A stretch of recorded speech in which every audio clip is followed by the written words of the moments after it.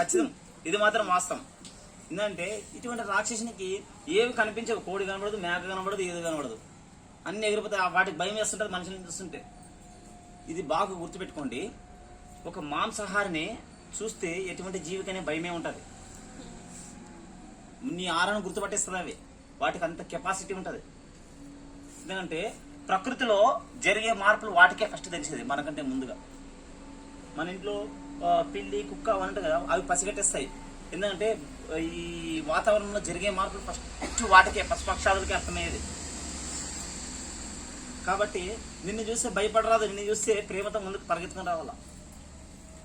నన్ను నిజంగా మొక్కిటా చూడు స్వామి అవి ఆనందంతో. వీడు శాఖగారు మాడిపోయినాడు రా నిజంగా అని. చూడండి ఎన్ని జీవులు చనిపోతాయి. నాకు ఒక్కసారి అనిపిస్తుంది, ఏంట్రా ఒకప్పుడు జీవితంలో రాక్షసుడు రా.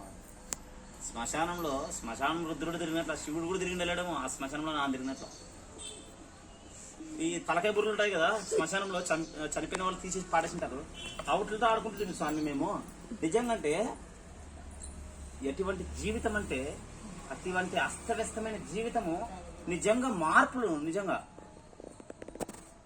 నా వీడియో చూసిన వాళ్ళకి చాలా మందికి అర్థమవుతుంది అనమాట. ఆ తలకాయ బుర్రలు అవి మనిషివి, పుర్రెలు మరి అవి జంతువులు కాదు. కానీ అక్కడి నుంచి వచ్చాము. అసలు ధ్యానం చూడు మనిషిని ఎంత ఇదిగా మార్చింది. ఈ రోజు ఈ క్షణం మీ ముందు కూర్చున్నానంటే ఒక్క బ్రహ్మర్షి పితామహ పత్రిజీ నేర్పించిన ధ్యానమే. అందుకే మనం నేర్చుకున్న తర్వాత ప్రతి ఒక్కరిని చెక్కాల ధ్యానం. ఎంతో మంది మారుతారు. మనకు తెలియకుండా కొత్త ముఖాలు వచ్చింటాయి ఇక్కడికి ధ్యానం వినడానికి. ఎంతో మంది మహర్షులు, ఎంతో మంది యోగీశ్వరులు మన కంటికి కనిపించుకోకుండా ఎంతో మంది కూర్చుంటారు. మామూలు కంటితో చూస్తే ఎవరికే కనిపించదు. మనోనేత్రంతో చూస్తే అందరూ కనిపిస్తారు ఇక్కడ. ఈరోజు ఉదయం సార్ వాళ్ళ ఇంట్లో ధ్యానం కూర్చున్నాను నేను. లాస్ట్లో బయటకు వచ్చేటప్పుడు నాకు ఈ చెట్టు కనిపించింది, ఆ కట్లు కనిపించినాయి. ఆడ కూర్చున్నాం కదా ధ్యానంకి, కనిపించాయి అనమాట.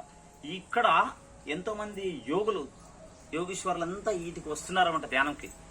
ఆ అనుభవం వచ్చింది. మేడం మీకు చెప్పాను చెట్టు కనిపిస్తుంది నాకు. ఆ చెట్టే ఇది. ఇక్కడ ధ్యానం కూర్చున్న తర్వాత నాకు అనుభవం ఏంది ఏంటంటే, ఇక్కడ పెద్ద బుద్ధుడు స్టాచ్యూ పెద్దది ఉంది. ఇక్కడ ఎంతో మంది ముందు యోగీశ్వరులంతా ధ్యానులంతా, ధ్యానం కూర్చున్న వాళ్ళంతా ధ్యానం కూర్చున్నారు. నాకు కనిపించింది స్వామి ధ్యానంలో. ఈరోజు అంతా ఆ యోగీశ్వరులంతా మనమే.